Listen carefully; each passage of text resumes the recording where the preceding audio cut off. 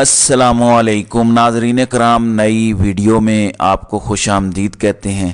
Election میں تو بلہ ہی چلے گا، آپ کو تفصیلات میں بتاتا ہوں۔ ایک بڑی زبردست خبر آئی ہے، گو کہ اس میں ایک باریک واردات بھی ڈلی ہے، اس پر میں پچھلی ویڈیو میں تفصیلاً بات بھی کر چکا ہوں، لیکن اوورآل اس سے پاکستان تحریک انصاف کو بہت زیادہ فائدہ ہونے جا رہا ہے۔ آج کے دن ایک ساتھ ہی 2 سے 3 خوشخبریاں آئی ہیں پاکستان تحریک انصاف کے لیے۔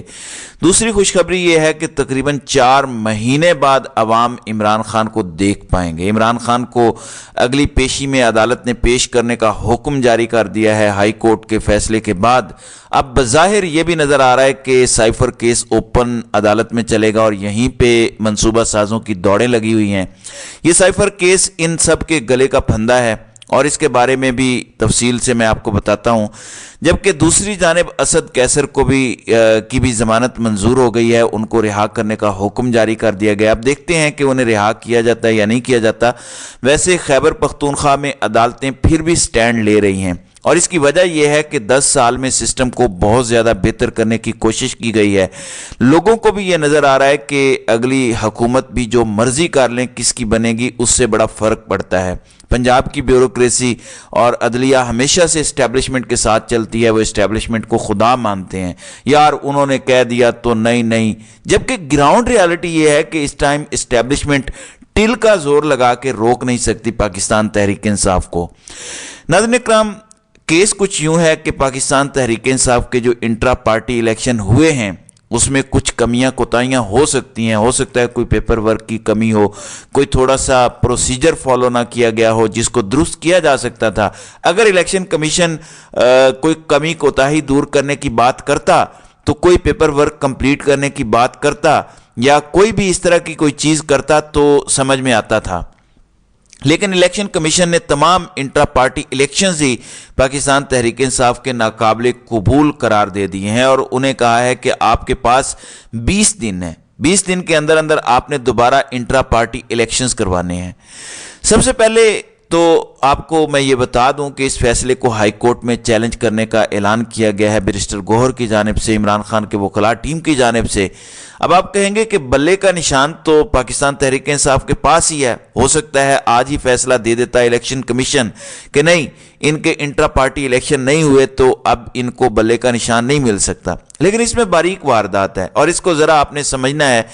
عمران خان پاکستان تحریک انصاف کے چیئرمین ہیں اور کوئی بھی نااہلی کا فیصلہ آنے سے پہلے ہی وہ چیئرمین الیکٹ ہو چکے تھے۔ صورتحال یہ ہے کہ اگر انٹرا پارٹی الیکشنز دوبارہ ہوتے ہیں، عمران خان جو MNA MPA کا الیکشن لڑنے کے اہل نہیں ہیں، وہاں پہ یہ سوال اٹھایا جائے گا کہ وہ پارٹی کا الیکشن لڑنے کے کیسے اہل ہیں۔ سمجھ رہے ہیں نا آپ؟ تو اس طرح سے عمران خان کو مائنس کرنے کی ایک اور کوشش ہو سکتی ہے۔ یہ نہیں ہے کہ عمران خان کو ان چیزوں کا پتہ نہیں ہے یا وہ اس کے لیے تیار نہیں ہوں گے یا انہوں نے کوئی اعتماد کا بندہ نہیں رکھا ہوگا۔ عمران خان جس کو انڈوس کریں گے وہی پارٹی کا ہیڈ بنے گا، اگر یہ ہوتا بھی ہے۔ ویسے تو اس طرف جائیں گے نہیں، کیونکہ ہائی کورٹ جائیں گے، اس پر سٹے لینے کی کوشش کریں گے، سٹے لے کے اس پہ فیصلہ کروانے کی کوشش کریں گے کہ کیسا انٹرا پارٹی الیکشنز کن بنیادوں پر قابل قبول نہیں ہیں۔ ایسا کیا ہوا ہے؟ کیونکہ نون لیگ بھی ایسے ہی کرواتی ہے، پیپلز پارٹی بھی ایسے ہی کرواتی ہے۔ آپ مجھے بتا رہے ہیں کہ ایسے انٹرا پارٹی الیکشنز ہوتے ہیں جس میں کسی دن نواز شریف کے علاوہ بھی کوئی پارٹی کا ہیڈ بن سکتا ہے۔ کیا کسی دن خواجہ سعد رفیق پارٹی ہیڈ بن سکتا ہے؟ کیا Ahsan Iqbal party had been سکتا ہے؟ کیا خواجہ آصف بن سکتا ہے؟ اسی طرح پیپلز پارٹی میں چلے جائیں، کیا کبھی ایسا ہوگا کہ اعتزاز احسن پیپلز پارٹی کے سربراہ بن جائیں، لطیف کھوسہ صاحب بن جائیں؟ کبھی ایسا ہو سکتا ہے؟ تو یہاں پہ جس طرح کے انٹرا پارٹی الیکشنز ہوتے ہیں اس میں تحریک انصاف کے تو بہت زبردست انٹرا پارٹی الیکشنز ہوتے ہیں، جماعت اسلامی کے بھی اچھے ہوتے ہیں، تحریک انصاف کے اچھے ہوتے ہیں، لیکن اس پورے الیکشن کو ہی کالعدم قرار دے دیا ہے۔ اور وہ الیکشن کمیشن جو 1 سال سے پوری قوم کو الیکشن سے دور رکھے ہوئے ہے، آئین توڑ رہا ہے، قانون توڑ رہا ہے کہ الیکشن نہیں ہم نے کروانے، وہ اب ایک پارٹی کو کہہ رہا ہے کہ 20 دن میں الیکشن کرواؤ۔ جو 90 دن میں خود الیکشن نہیں کروا سکتا وہ ایک پارٹی کو کہہ رہا ہے کہ 20 دن میں الیکشن کرواؤ۔ کس صورتحال میں؟ پارٹی کا چیئرمین اور وائس چیئرمین جیل میں ہے، پوری پارٹی کے جو الیکٹڈ عہدیدار تھے ان کو مار کے الٹا لٹکا کے کسی کو تشدد کر کے پارٹیاں چھڑوائی گئی ہیں۔ باقی جو بندہ سامنے آتا ہے اسے ایجنسیاں اٹھا لیتی ہیں۔ الیکشن کیسے ہوں گے آپ مجھے بتائیں؟ اس صورتحال میں الیکشن بھلا ہو سکتے ہیں؟ کیا کوئی عدالت، کیا کوئی ادارہ یہ گارنٹی دے سکتا ہے کہ فری اینڈ فیئر ایکسرسائز کرنے کے لیے آزادی دی جائے گی؟ اس دوران کنونشنز کرنے دیے جائیں گے، جلسے کرنے دیے جائیں گے؟ جب بھی الیکشن ہوتا ہے اس سے پہلے آپ کو اجازت تو دینی پڑتی ہے۔ اب ایک پارٹی کو آپ 20 دن دے رہے ہیں کہ آپ الیکشن کرائیں ورنہ آپ کا نشان لے لیا جائے گا، تو یہ ہے وہ باریک واردات، ایک تیر سے کئی شکار، کہ تحریک انصاف کے الیکشن ہو، لوگوں کو سامنے آنا پڑے گا، وہاں پہ گرفتاریوں کے بھی چانسز ہوں گے، اور دوسرا عمران خان کو پارٹی چیئرمین شپ سے بغیر عدالتی حکم کے ہٹانے کا ایک طریقہ بھی بن جائے گا، کیونکہ جب عمران خان کو دوبارہ الیکٹ کرنے کی باری آئے گی تو یہی کہا جائے گا کہ جو بندہ ایم این اے نہیں بن سکتا، ایم پی اے نہیں بن سکتا، جو بندہ نااہل ہو چکا ہے، الیکشن کمیشن جس کو نااہل قرار دے چکا ہے، وہ پارٹی چیئرمین شپ کے لیے کیسے اہل ہے؟ یہ سمپل کھیل ہے جو الیکشن کمیشن نے باریک واردات کے ذریعے کھیلنے کی کوشش کی ہے۔ دیکھتے ہیں کہ اس بار عامر فاروق کون سی کلا بازیاں مارتا ہے، کیونکہ ظاہر ہے چیلنج تو اسلام آباد ہائی کورٹ میں ہی ہوگا اور آگے عامر فاروق بیٹھا ہے، لیکن مشکلات جتنی بڑھتی ہیں وہیں پہ آپ دیکھیں گے کہ آسانیاں بھی پیدا ہوتی چلی جائیں گی۔ جس طرح القادر ٹرسٹ کیس یا 190 ملین پاؤنڈ کا جو کیس ہے وہ مشرق بینک کے ڈاکومنٹ کے آنے کے بعد گٹر میں چلا گیا ہے، اسی طرح باقی بھی ان کی چالیں ناکام ہوں گی۔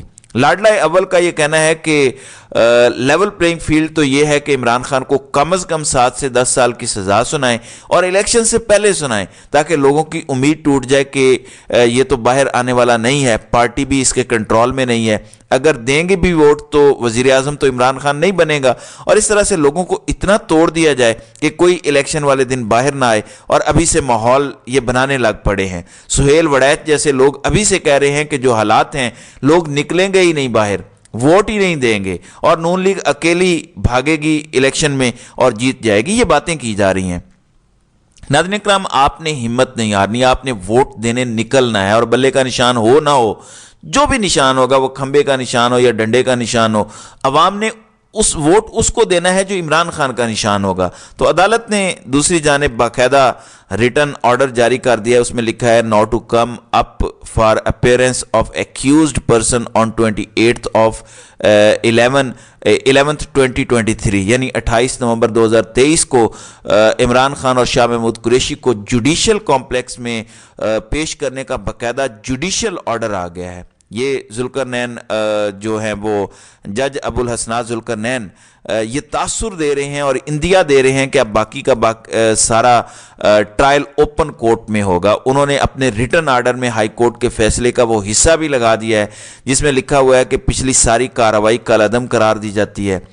وہ اس آرڈر کا بھی حصہ ہے اور اس آفیشیل آرڈر کا بھی حصہ بن چکا ہے۔ اس کے بعد ہونا تو یہ چاہیے تھا کہ اس جج کے تمام فیصلے کیونکہ کالعدم ہوئے ہیں، اس جج کو ریکیوز کر لینا چاہیے تھا کہ میں یہ کیس نہیں سنتا، اتنی بڑی میرے خلاف ایک چارج شیٹ آئی ہے کہ میرے سارے ہی فیصلے غلط ہیں، تو میں ریکیوز کرتا ہوں، آپ کسی اور جج کو یہ کیس لگا دیں۔ لیکن ظاہر ہے کہ ایک بندے کو ٹاسک دے کے لایا گیا ہے اور اسے کہا گیا ہے کہ دلاور سے تھوڑا سا جو ہے وہ بہتر ایکٹ کرنا ہے تم نے، تاکہ دلاور والی بونگیاں نہ ہوں، تو وہ تھوڑا سا بہتر ایکٹ کرتا ہے، لیکن ایکچولی وہ دلاور الٹرا پرو میکس ہے، اس کو صرف سزا دینے کے لیے لایا گیا ہے۔